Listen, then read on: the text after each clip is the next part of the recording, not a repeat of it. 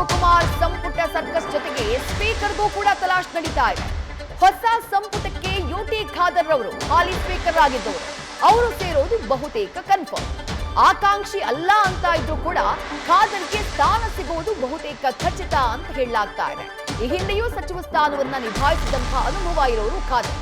ಈ ಬೆನ್ನಲ್ಲೇ ಹೊಸ ಸಭಾಧ್ಯಕ್ಷರು ಯಾರಾಗ್ತಾರೆ ಎನ್ನುವಂತಹ ಚರ್ಚೆ ಆರಂಭವಾಗಿದೆ. ಸ್ಪೀಕರ್ ಹುದ್ದೆಗೆ ಕಾಂಗ್ರೆಸ್ನ 3 ಹಿರಿಯ ಶಾಸಕರ ಹೆಸರು ಕೇಳಿ ಬರ್ತಾ ಇದೆ. 3ರಲ್ಲಿ ಒಬ್ಬರನ್ನ ಸ್ಪೀಕರ್ ಹುದ್ದೆಗೆ ಆಯ್ಕೆ ಮಾಡುವಂತಹ ಸಾಧ್ಯತೆ ಇದೆ ಅಂತ ಹೇಳಲಾಗ್ತಾ ಇದೆ. ಯಾರು ಸಚಿವ ಸ್ಥಾನದ ಆಕಾಂಕ್ಷಿಗಳಿದ್ದಾರೋ ಅವರನ್ನೇ ಸ್ಪೀಕರ್ ಆಗಿ ನೇಮಕ ಮಾಡುವಂತಹ ಸಾಧ್ಯತೆ ಇದೆ. ಯಾರ್ಯಾರು?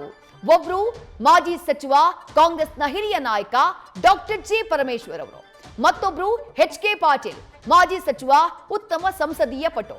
ಮಗದೊಬ್ರು HC ಮಹದೇವಪ್ಪ, ಮಾಜಿ ಸಚಿವ, ಹಿರಿಯ ಕಾಂಗ್ರೆಸ್ನ ನಾಯಕ. ಈ 3ರಲ್ಲಿ ಒಬ್ಬರನ್ನ ಸ್ಪೀಕರ್ ಅನ್ನಾಗಿ ಆಯ್ಕೆ ಮಾಡಬಹುದು ಅಂತ ಹೇಳಲಾಗ್ತಾ ಇದೆ. ಬಟ್ ಈ 3 ಅದಕ್ಕೆ ಒಪ್ಕೊಳ್ತಾರಾ ಅನ್ನೋದೇ ಬಹಳ ಪ್ರಮುಖವಾಗಿ ಕಾಡ್ತಾ ಇರುವಂತಹ ಪ್ರಶ್ನೆ. ಸಂಪುಟದಲ್ಲಿ ಮತ್ತೆ ಸ್ಥಾನವನ್ನ ಪಡಿಬೇಕು ಅಂತ ಹೇಳಿ ಬಯಸ್ತಾ ಇರುವಂತಹ ಈ 3 ಹಿರಿಯ ನಾಯಕರಲ್ಲಿ ಸ್ಪೀಕರ್ ಯಾರಾಗ್ತಾರೆ ಅಥವಾ ಬೇರೆಯದ್ದೇ ಆಯ್ಕೆಯನ್ನ ಹೈಕಮಾಂಡ್ ಪರಿಗಣಿಸುತ್ತಾ ಅನ್ನೋದನ್ನ ಕಾದು ನೋಡಬೇಕು. ನ್ಯೂಸ್ ಫಸ್ಟ್ ನಿರ್ಭೀತಿಯಿಂದ ನಿಮ್ಮ ಪರವಾಗಿ.